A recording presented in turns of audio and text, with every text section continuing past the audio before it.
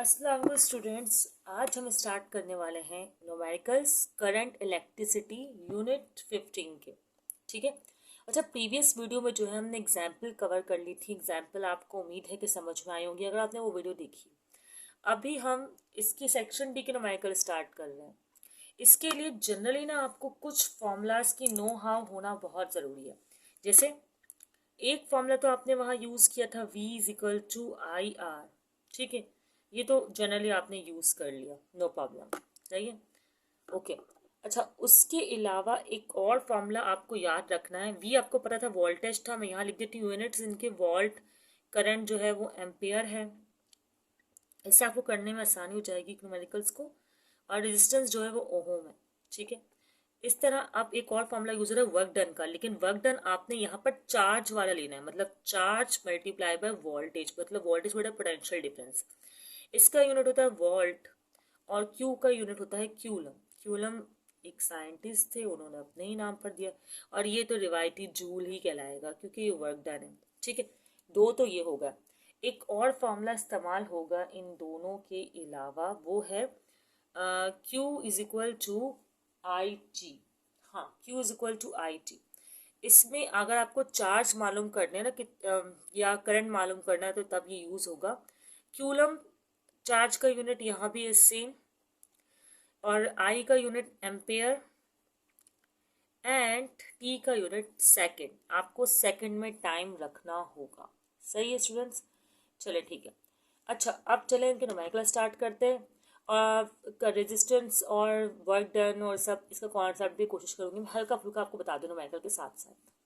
अच्छा, एक और ज़रूरी बात, अगर सीरीज में आपको इक्विवेलेंट रेजिस्टेंस मालूम करनी हो ना, तो आपको क्या होता है कि जितने भी रेजिस्टर दिए हुए जैसे 1 और 2, हम 2 को करते हैं कंपैरिजन, तो आपको उन रेजिस्टर्स का डायरेक्टली सम करना होता है। सही है, तो आप सिंपली कर देंगे R1 प्लस R2। जैसे दो रेजिस्टर 3 है तो R3। लेकिन अगर पैरेलल हो तो आपको रेसिप्रोकल ऑफ R और फिर ऐड करना होता है reciprocal of R1, reciprocal of R2, इसी तरह so on reciprocal of R3। ठीक है, और इसके अलावा सीरीज में करंट जो होता है वो सेम होता है। इसका मतलब अगर आपको बोले कि ईच रजिस्टर का करंट मालूम करें तो आप एक ही बार करंट मालूम करेंगे और कहेंगे सेम होगा। और पैरेलल में वोल्टेज सेम होता है।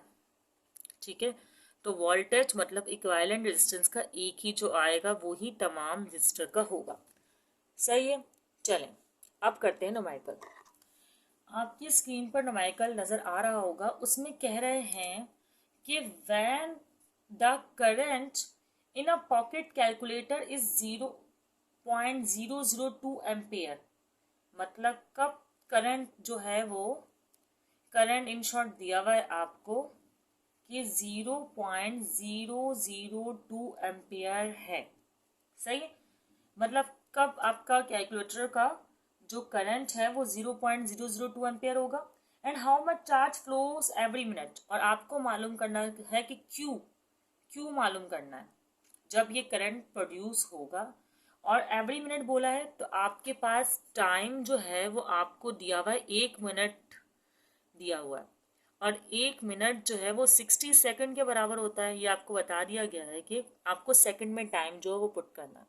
ठीक है, फॉर्मूला देखें, Q is equal to I T apply होगा क्योंकि सिंपली जो है आपको Q मालूम करना है। सही है, चले मालूम करते हैं Q। और I आपको जो गिवन है उसको लिखेंगे। अब आपने सिंपली I लिखना है जो कि बराबर है 0.002 के। ठीक है, और मल्टीप्लाई करवा देना 60 से। जब मैं मल्टीप्लाई करवा रही हूँ ना तो आंसर इस तरह का कुछ आएगा आपके कैलकुलेटर में। 0.002 है तो ये तो एज इट इज ऐसे रहेगा, बल्कि 0.002 को 60 से जब मल्टीप्लाई करवा रहे ना आपके पास आंसर आ रहा है 0.012। ठीक है, अच्छा, क्यूलम के बराबर होता है। अब आपकी बुक में जो आंसर दिया हुआ है वो आपको इस तरह दिया हुआ है कि 12 माइक्रो क्यूलम। अच्छा, हम पॉइंट शिफ्ट कर देना, अगर 1 2 3 तो ये बराबर हो जाएगा, देखें 12 के बाद गया है, एक्सपोनेंशियल लगाया तो ये बराबर हो जाएगा 1 2 3 ना, तो एक्सपोनेंशियल -3 के, और एक्सपोनेंशियल -3 क्यूलम के, यूं समझें, ठीक है। यहाँ भी क्यूलम लिखते हैं, ठीक है। तो इसका मतलब कि एक्सपोनेंशियल -3 तो वैसे ही मिली के बराबर होता है, तो हो जाएगा 12 मिली क्यूलम। जिन्होंने सी लिखा हुआ है, अगर हम पूरा लिखें तो हम इस तरह लिख सकते हैं, ठीक है, सी भी लिख सकते हैं। तो ये हमारा जो पहला न्यूमेरिकल जो है सॉल्व हो गया, इजी था बहुत ज़्यादा। अब नेक्स्ट पार्ट करते हैं। नेक्स्ट पार्ट क्या करना है, नेक्स्ट न्यूमेरिकल करना है। आपकी स्क्रीन पर नज़र आ रहा होगा, calculate the amount of current. आपको इस वक्त करंट मालूम करना है, ठीक है। Calculate the amount of current that an electric heater uses, जो इलेक्ट्रिक हीटर यूज कर रहा है रूम को गर्म करने के लिए इन 5 मिनट्स। तो ये टाइम इस बार आपको 5 मिनट गिवन है, तो कोई प्रॉब्लम नहीं है, 5 को मल्टीप्लाई करवा देंगे आप लोग 60 से, 5 6 30 होता है, तो 300 सेकेंड आ जाएगा। सेकंड में ही रखना है टाइम आपको, ये याद रखिएगा, सही है। और क्या है, ठीक है, बात आगे कह रहा है, चार्ज इफ द चार्ज दिया हुआ है क्यूलम में 2100 क्यूलम, ठीक है, हमने लिख दिया, कोई इतना मसला नहीं है, वही फॉर्मूला है। इस बार आपको अगर मैं Q = IT लिखूँ, यही फॉर्मूला, इसको ड्राइव करूँ तो ये T डिवाइड हो जाएगा, तो मतलब I के लिए हो जाएगा Q/T। कोई मसला नहीं, वैसे ओरिजिनल फॉर्मूला तो यही है, वो मैंने इस तरह लिखा है। चले भाई, I = Q/T, और जो Q है ना आपके पास वो है 2100, और ये जो टाइम है आपके पास वो है 300। तो 20 से 20 कैंसिल, 3 1 जार 3 7 जार, ये तो बहुत इजी था, कैलकुलेटर को भी हाथ नहीं लगाना पड़ा। 7A, ठीक है। वैसे बहुत सारे मैट्रिक न्यूमेरिकल ऐसे होते हैं जिनमें आपको कैलकुलेटर यूज़ करने की इतनी नीड नहीं पड़ती। चलिए भाई नेक्स्ट क्वेश्चन करते हैं, क्वेश्चन नंबर 3। अब जो क्वेश्चन आपके स्क्रीन में अपेयर हो रहा है उसमें कह रहे हैं कि a potential difference of 90 volt exist between 2 point charge. समझे दो चार्ज है, 2 पॉइंट चार्ज, ठीक है, इनके बीच में जो पोटेंशियल डिफरेंस प्रोड्यूस हो रहा है, वी जो प्रोड्यूस हो रहा है वो है 90 वोल्ट, ठीक है। फिर आगे कह रहे हैं कि एक और थर्ड चार्ज कहीं से आ रहा है, ठीक है, जो इनमें वर्क डन करवा रहा है। वो वर्क डन कितना है, वो वर्क डन है 450 जूल का। अच्छा एक और बात, इनके दोनों के चार्जेस हमें नहीं गिवन है, हमें चार्ज गिवन इसका भी नहीं है, लेकिन हमें मालूम इसका करना है, जो थर्ड पॉइंट चार्ज जो है वो थर्ड पॉइंट चार्ज मूव कर रहा है ना between 2 points, the amount of work done when an unknown, हाँ अननोन चार्ज जो मूव कर रहा है बिटवीन इन दोनों पॉइंट्स के और वर्क डन करवा रहा है, वर्क डन हो रहा है जो भी 450 जूल, ठीक है।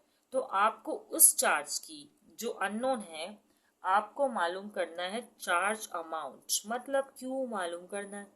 फॉर्मूला मैंने बताया हुआ था आप लोग को कि W = QV, ये फॉर्मूला है, सही। अब इसको अरेंज कर लें, अरेंज कैसे करना है, आपको चार्ज मालूम करना है ना, तो W अपनी जगह पे रहेगा, वोल्टेज यहाँ पे डिवीजन में आ जाएगा, ठीक है। अब क्या करना है आपको, अब आपको ये करना है कि कुछ नहीं करना भाई, डिवाइड करना है। W है 450 जूल दिया हुआ, लिख लिया, यूनिट शुरू नहीं लिख रही मैं, कैंसिल, एंड वोल्ट जो है वो 90 दिया हुआ, तो 0 0 कैंसिल, 9 1 जार और 9 5 जार, आ गया आंसर 5 क्यूलम। तो आपने मेंशन कर दिया। तो इतने आसान से जो है वो इस चैप्टर के न्यूमेरिकल्स हैं, इजीली समझ भी आ गया होगा आपको, ठीक है। चलो नेक्स्ट न्यूमेरिकल करते हैं। अब हम फोर्थ न्यूमेरिकल कर रहे हैं। फोर्थ में क्या कह रहे हैं कि calculate the potential difference between 2 point charge. अब फिर 2 पॉइंट चार्ज हैं, इनके दरमियान का पोटेंशियल डिफरेंस बार मालूम करना है। इस बार जो अननोन चार्ज है ना वो हमें दिया हुआ है, कह रहे हैं कि इट टेक्स, अच्छा एक minute, it takes 9 exponential -4 joule of external work. अच्छा वर्क, चले पहले मैं डाटा बना देती हूँ। वर्क आपको दिया हुआ है 9 एक्सपोनेंशियल -4 जूल, सही है। फिर कह रहे हैं of external work to move a charge +9 microcoulomb, मतलब ये दो चार्ज में की वजह से प्रोड्यूस हो रहा है पोटेंशियल डिफरेंस, वो पोटेंशियल डिफरेंस की वजह से एक चार्ज मूव कर रहा है वो चार्ज मूव कर रहा है तो वर्क डन हो रहा है, ठीक है, इस तरह है। और आपको पोटेंशियल डिफरेंस मालूम करना है क्योंकि पोटेंशियल डिफरेंस इस बार आपको गिवन नहीं है। अच्छा, प्लस दिया हुआ है साइन, वैसे फॉर्मूले में हमें साइन नहीं लगाना होता लेकिन हम लिख लेते हैं। माइक्रोक्यूलम लिखा हुआ है तो आपको अब तो अगर आप मेरी वीडियोस देखते हुए आ रहे हैं तो मैंने ये कन्वर्जन सिस्टम बताया है कि माइक्रो का मतलब होता है -6 क्यूलम, सही। इस तरह मिली का होता है -3, ये माइक्रो कहलाता है। और आपको और क्या दिया हुआ है इसमें, कुछ नहीं दिया। अब आपको मालूम करना है पोटेंशियल डिफरेंस वी। फॉर्मूला तो यही रिवाई टी, बस आप क्या करें, ये वी वहाँ शिफ्ट कर दें, क्यू यहाँ, तो इस तरह फॉर्मूला बन जाएगा W डिवाइड बाय क्यू, सही है। अब W divide by Q formula हो गया ना, तो अप्लाई कर दें। W कितना है 9 एक्सपोनेंशियल -4 एंड Q कितना है 9 एक्सपोनेंशियल -6। चलें, अच्छी बात है, ठीक है। अब आपने क्या करना है, 9 से 9 को डिवाइड किया तो 1 आया, यहाँ 1 है, ये एक्सपोनेंशियल -4 तो है ही। अब ये माइनस की पावर है, ऊपर जाएगी तो पॉजिटिव का 6 हो जाएगा। आपको साइंटिफिक कैलकुलेटर अलाउड नहीं है, इसलिए मुझे ये पंचायतें क्या बोलते हैं प्रॉब्लम्स क्रिएट करनी पड़ी, ठीक है। अच्छा, ये माइनस प्लस माइनस तो आंसर आएगा 2 और पॉजिटिव का 2 आएगा क्योंकि यहाँ पर जो 6 है। अब पॉइंट ख़त्म कर दिए, एक्सपोनेंशियल ख़त्म करते हैं, ठीक है। ये भी आंसर आप इस तरह भी मेंशन कर सकते हैं, लेकिन आपको जो है पॉइंट बिल्कुल ख़त्म करना है तो आप क्या करेंगे, ये 2 एक्सपोनेंशियल 2 है ना, तो इसका मतलब होता है 2 0, सही है। ये यूँ समझो पॉइंट को यहाँ 2 बार मूव करना है आपको, यहाँ भी लास्ट में पॉइंट है, डेसिमल को आपने 2 बार जो है वो मूव करना है, ठीक है। तो ये आपका आ गया 100 वोल्ट, जो कि बुक से आंसर बिल्कुल मैच कर रहा है, इजी है। मतलब इतना पोटेंशियल डिफरेंस जो है वो इस वर्क डन पर, इस चार्ज पर आएगा। अब हम कर रहे हैं क्वेश्चन नंबर 5। चलें, अब प्रॉब्लम नंबर 5 आपको नजर आ रहा होगा। क्या कह रहे हैं कि the potential difference apply to a portable radio terminal is 6 volt. मतलब जो पोटेंशियल डिफरेंस एक रेडियो टर्मिनल पे अप्लाई हो रहा है वो है 6 वोल्ट, ठीक है। 6 वोल्ट लिख दिया। आगे ये कह रहे हैं डिटरमाइन द रेजिस्टेंस, रेजिस्टेंस मालूम करें। अच्छा भाई, determine the resistance of the radio when a current, और करंट भी आपको गिवन है, पता नहीं जगह क्यों छोड़ी मैंने करंट के लिए, 20 मिली एम्पेयर, ठीक है। अब मिली का मतलब मैंने आपको बताया है कि ये बराबर होता है 20 एक्सपोनेंशियल -3 एम्पेयर के, मतलब -3 के बराबर होता है, सही है। और फॉर्मूला इसका होगा, देखिए VIR, तो V is equal to I और R। आप इसे ड्राइव कर लें, आपको मालूम क्या करना, R ना, तो I यहाँ पर आकर डिवीजन में आ जाएगा, तो R is equal to V by I। अच्छा, I। अब V कितना है आपके पास, V है आपके पास 6 और I कितना आपके पास 20 एक्सपोनेंशियल -3, सही है। अब मैं इन्हें सॉल्व करती हूँ, 0 से 0 कैंसिल, 0 से 0 कैंसिल, ये एक मिनट, 0 से 0 कैंसिल हो गया, 60 है, 6 नहीं कैंसिल होगा, सॉरी, ये 6 है और ये 20 है, ठीक है। तो आप क्या करें, 6 को 20 से डिवाइड कर दें।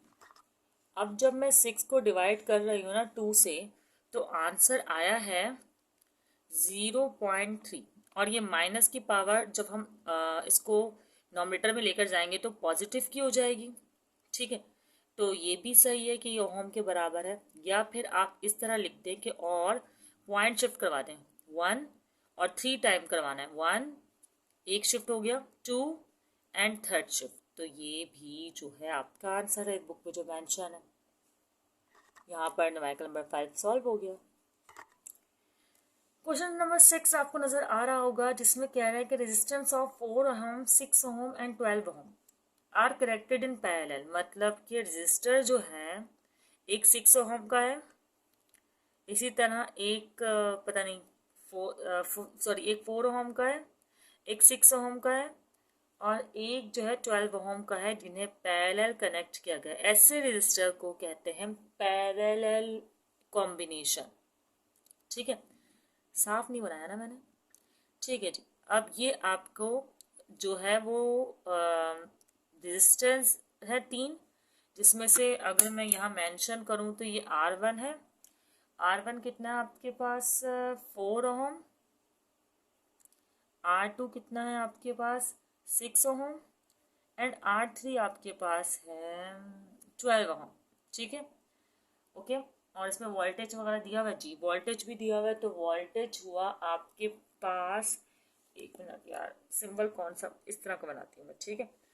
थोड़ा सा ज़्यादा अजीब सा हो गया, अच्छा खैर इग्नोर इट। वोल्टेज आपके पास है 6 वोल्ट, सही। अच्छा, अब आपको मालूम क्या करना है, determine the value of, first part में कह रहे हैं द सर्किट इक्विवेलेंट रेजिस्टेंस, मतलब इन तीनों रेजिस्टर की इक्विवेलेंट रेजिस्टेंस मालूम करनी है। चलें ठीक है, कर लेंगे। फिर कह रहे हैं the total current flow through the circuit, total current मालूम करना है, ठीक है। आई हम इसको भी मालूम कर लेंगे। और कहता है current that flow through each resistor, मतलब हर रजिस्टर का करंट, तो मतलब I1, I2 एंड I3। अच्छा, आपको पता होगा कि पैरेलल में करंट सेम नहीं होता, और हमें 3 रेजिस्टेंस दी हुई हैं, ठीक है। मैं यहाँ भी लिख देती हूँ डाटा में, और ये सब कुछ हमें जो है मालूम करना है। जो जो बोला है एज इट इज मैंने जो है उसे कॉपी कर लिया और कुछ नहीं किया। और ये 6 वोल्ट, ठीक है। पहले टोटल रेजिस्टेंस मालूम करें आप, इक्विवेलेंट, फिर करंट, और फिर एक एक रेजिस्टर से मालूम करें। तो तकरीबन जिसमें यूज हो रहे हैं फॉर्मूला, एक तो आपको पता है, मैंने बोला है कि पैरेलल के लिए जो फॉर्मूला यूज होगा वो रेसिप्रोकल ऑफ R वाला होगा। तो इसका मतलब 3 रजिस्टर हैं, तो reciprocal of R1 plus reciprocal of R2 plus reciprocal of R3, ये फॉर्मूला एक यूज होगा। और एक आपका V is equal to IR वाला जो है फॉर्मूला यूज होगा। अगर कोई और फॉर्मूला इस्तेमाल हो रहा होगा तो मैं आपको बता दूंगी। चलें स्टार्ट करते हैं क्वेश्चन को सही से। सबसे पहले आप स्टार्ट करेंगे इक्विवेलेंट रेजिस्टेंस से, ठीक है। अब इक्विवेलेंट रेजिस्टेंस मुझे मालूम करनी है, तो मैं क्या करूँगी, फॉर्मूला तो मेरे पास वहाँ लिखा हुआ है, फॉर्मूला लिख चुकी हूँ, मैं डायरेक्टली वैल्यू पुट करूँगी, जो कि 4 है और R2 की 6 है एंड R3 की जो है वो है 12, सही। फिर अगर हम इसका एलसीएम करें, ठीक है, तो एलसीएम क्या बनेगा, एलसीएम मैं यहाँ पर कर लेती हूँ, सही है। 4, 6 और 12, मैट्रिक में ना आप लोग तो सिंपल कैलकुलेटर का ही काम करें। 2 2s are 2 3s are 2 6 are 2 1s are 3 as it is 2 2s are, फिर 2 1 और 3 as it is and 2 1s are, ठीक है। फिर 3 और 1s are, और ओके, एलसीएम डन। अब 2 3s are 6 और 6 2s are 12 और 12 2s are 24, तो यहाँ पर आएगा 24। अब देखेंगे 4 में 24 कब आता है, तो 6 आर, तो इसको मल्टीप्लाई करेंगे 6 से, यहाँ 6 में 24 कब आता है, 4 आर, मल्टीप्लाई 4। 12 में 24 कब आता है, 2 आर, मल्टीप्लाई बाय 2, सही है। अब आप क्या करें, अब आपने ये करना है, सिंप्लीफाई करना है थोड़ा सा, और क्या, 6 और 4 10, 10 और 2 12, ये 12 हो गया, 24 हो गया, 12 1s are और 12 2s are, यही है ना। तो अब आप क्या करें, रेसिप्रोकल कर दें, दोनों वैल्यूज को क्या करते हैं, रेसिप्रोकल कर दें, तो आपके पास इक्विवेलेंट रेजिस्टेंस आ जाएगी 2 ओम, सही। अब ये तो आपके पास आ गई, और टोटल वोल्टेज आपको दिया हुआ है, तो आप इस फॉर्मूले से आई इक्विवेलेंट करंट मालूम कर सकते हैं। चलें, V is equal to IR formula है हमारे पास, और हमें I मालूम करना है, तो हम क्या करेंगे, V डिवाइड बाय R, ये इस तरह का फॉर्मूला ले लेंगे, यही होगा ना। ठीक है। अब आपको I मालूम करना है, तो V जो आपके पास है वो है 6 वोल्ट, मैं आपको दिखा चुकी हूँ, और ये 2 है, तो आपके पास इक्विवेलेंट जो है वो आ जाएगा 3, ठीक है। 2 1s are and 2 3s are, तो आपके पास करंट कितना आया, करंट आया आपके पास 3 एम्पियर, सही है।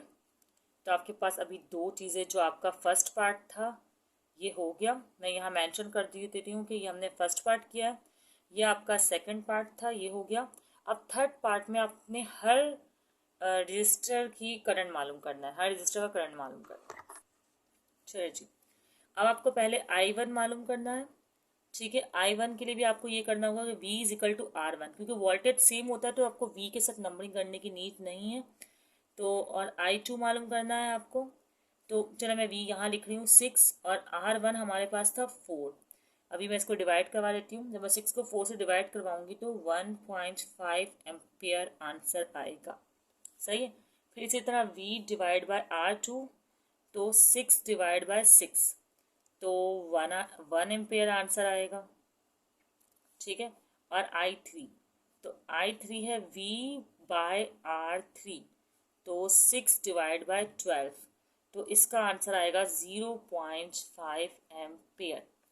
सही है। ओके, समझ में आ गया आप लोग को क्वेश्चन। अब हम जल्दी से लास्ट न्यूमेरिकल भी इस चैप्टर का कर लेते हैं। लास्ट न्यूमेरिकल है, स्क्रीन पर आपको नजर आ रहा होगा, लिखा हुआ है आ 220 वोल्ट सर्किट। तो आपको जो वोल्टेज दिया हुआ है वो दिया हुआ है 220 वोल्ट। ठीक है। और आगे क्या कह रहे हैं, is use to power 120 watt and 80 watt light bulbs. मतलब एक बल्ब है जिसकी पावर है 120 वॉट। ठीक है। और एक बल्ब है जिसकी पावर है 80 watt. Okay. Which bulb has the greatest resistance. इन दोनों बल्ब में से रेजिस्टेंस किसकी ज्यादा हाई होगी। ठीक है। उसके अलावा which bulb has the higher current. मतलब आपको रेजिस्टेंस तो मालूम करनी है दोनों बल्ब की। मैं से R1 R2 कर रही हूँ। बल्ब 1 के लिए R1 और बल्ब 2 के लिए R2। इस तरह बल्ब 1 के लिए I1 एंड बल्ब 2 के लिए I2। ठीक है। ये चार चीज़ें मालूम करनी है, जिसकी ज़्यादा आएगी तो हम उसे कमेंट में जो अपने मेंशन कर देंगे। ठीक है। चलें, अब पहले तो मैं आपको फॉर्मूला ड्राइव करना सिखाऊं। इसका फॉर्मूला जनरली तो है P = 4, मतलब 4 मतलब नहीं IV। ठीक है। लेकिन आपने भी एक फॉर्मूला पढ़ा है कि V बराबर होता है, ये समझे I, बल्कि I बराबर होता है आपका V बाय R के। हमें रेजिस्टेंस मालूम करनी है ना। पहले तो मैं इस तरह ड्राइव कर रही हूँ। तो जहाँ I है ना वहाँ मैं लिख दूंगी, जहाँ I है वहाँ मैं लिख दूंगी V बाय R। ठीक है। अब V से V हो जाएगा मल्टीप्लाई, तो फॉर्मूला आ जाएगा हमारे पास V² बाय R। अब इस फॉर्मूले को इस्तेमाल करके हम निकालेंगे रेजिस्टेंस। चलें, तो ये आप किसके लिए कर रहे थे, फॉर रेजिस्टेंस। ठीक है। तो चलें पहले इसका सॉल्यूशन कर लेते हैं, या नहीं बल्कि लिख देती हूँ फॉर रेजिस्टेंस। फॉर्मूला लिख देती हूँ कि हमने फॉर्मूला ड्राइव किया है P = V² बाय R। और एक तो फॉर्मूला है ही ना। अब सॉल्यूशन स्टार्ट कर लेते हैं हम। ठीक है। ओके, चलें। रेजिस्टेंस ऑफ बल्ब 120 वॉट को जो है हम पहले मालूम कर लेते हैं। फॉर्मूला यही रहेगा P = V² अपॉन R। इसको आप इस तरह लिख दें, R ले जाएं क्योंकि R आपको मालूम करना है, V² बाय P। सही है। तो क्या हो जाएगा, R = V² कितना है हमारे पास 220 वोल्ट है। अभी मैं डाटा आपको मेंशन एक साथ नहीं कर सकती हूँ। ठीक है। और P हमारे पास ये आपके सामने है 120 है। ठीक है। अब इसको कैलकुलेटर सॉल्व कर लेते हैं। पहले कर लेते हैं स्क्वायरिंग और फिर कर देते हैं डिवाइड। तो अगर मैं 220 को स्क्वायर करके 120 से डिवाइड कर रही हूँ तो आंसर आ रहा है 403.33 ओम। सही। अब इसी तरह हम करेंगे रेजिस्टेंस बल्ब 60 वॉट के लिए। ये आगे समझे R1 आ गया आपके पास। सॉरी 60 वॉट नहीं था, 80 वॉट था। और फॉर्मूला मैं वही लिख रही हूँ, R = V² बाय R है V² बाय P। ठीक है। और V² जो है वही 220 वोल्ट है। देखें ये रहा आपको दिया हुआ है। ओके। और स्क्वायर और P जो है इस वक्त आपने 80 लेना है। आप 220 का स्क्वायर करेंगे और 80 से डिवाइड करेंगे तो आपका आंसर आएगा 605 ओम। ठीक है। वैसे पता चल चुका है कि इसी बल्ब की जो रेजिस्टेंस है वो ज़्यादा आई है। ठीक है। तो एंड में हम कमेंट लिख देंगे, अभी नहीं लिख रहे, बल्कि लिख दें 80 watt bulb has higher resistance. और सही बात है कि देखें ना, रेजिस्टेंस तो इन्वर्सली प्रोपोर्शनल है। हाई रेजिस्टेंस कम पावर, तो देखें कम पावर और ज़्यादा रेजिस्टेंस आ गई, प्रूव हो गया। सही है। 80 watt bulb has higher resistance. थोड़ी सी डिज़ाइनिंग अच्छा चले, जस्ट किडिंग। चले भाई, अब हम कर रहे हैं रेजिस्टेंस फॉर, नहीं अब हमारा रेजिस्टेंस तो आ गया, अब हमें करंट मालूम करना है। करंट ऑफ वोल्ट मालूम करने के लिए आप, मतलब करंट ऑफ बल्ब मालूम करने के लिए आप ये वाला फॉर्मूला यूज़ कर सकते हैं। तो क्या हो जाएगा, V डिवाइड में आ जाएगा। तो इसका मतलब I1 is equal to P divide by V, जब P1 डिवाइड बाय V। तो P1 तो यहाँ पर कितना है, P1 कहाँ है भाई, हाँ ये है ना P1 जो लिखा हुआ है 120, क्या कर रही है, और इसको आपने डिवाइड कर देना है 220 से। तो आपके पास आंसर आ जाना है। और आंसर कितना आ रहा है भाई आपके पास, I1 का, I1 का आंसर आ रहा है आपके पास 0.545 एम्पियर। ठीक है, अब I2 मालूम कर लेते हैं, है ना। तो I2 मतलब I2 क्या, पहले हेडिंग डालते हैं ना। अब करंट ऑफ बल्ब 80 वॉट के लिए भी आपने सेम यही फॉर्मूला यूज़ करना है, बस P2 इस्तेमाल कर लेना है। तो I2 P2 आपके पास कितना है, 80 है, डिवाइड वही 220 वोल्ट से करना है। तो आपके पास I2 आ जाएगा, कितना आ रहा है I2, 0.36। अब कंपेयर कर लें किसका, I2 जो है ज़्यादा आया, करंट जो है वो 120 वॉट वाले का ज़्यादा आया। ठीक है, तो आप लिखते हैं वर्डिंग में कि 120 watt bulb has higher current. ठीक है स्टूडेंट्स, जैसे मैंने लिख दिया 120 watt bulb has higher current. उम्मीद है कि न्यूमेरिकल्स आपको अच्छे से समझ में आ गए होंगे। अगर आपके दिमाग में कोई क्वेश्चन हो कि मतलब कुछ समझ में ना आया हो, तो आप लोग कमेंट सेक्शन में मुझे बता सकते हैं। मैं कोशिश करूँगी कि कोई नेक्स्ट वीडियो पे आपको क्लियर कर दूँ या कमेंट में ही आपको रिप्लाई कर दूँ। ठीक है स्टूडेंट्स, अपना ख्याल रखिएगा, दुआ में याद रखिएगा। अल्लाह हाफिज़।